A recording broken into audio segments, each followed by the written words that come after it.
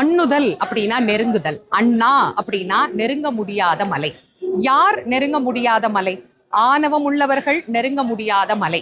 கோபம், ஆசை, பகை, பொறாமை, வஞ்சனை இப்படின்னு தீய எண்ணங்கள் இருப்பவர்கள் யாராலும் நெருங்க முடியாத மலையாக இறைவன் பக்தருக்கு எளியவராக காட்சி தருகின்ற அற்புத ரூபமான ஸ்வரூபம் தான் அண்ணாமலை.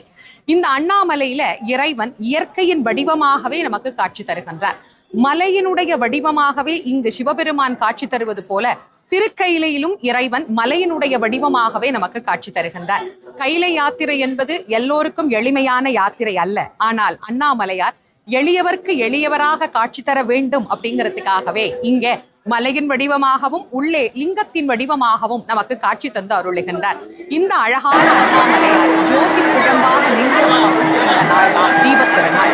இங்க சிவபெருமானுக்கு எவ்வளவு சிறப்போ அதே போல முருகப்பெருமானுக்கும் இங்க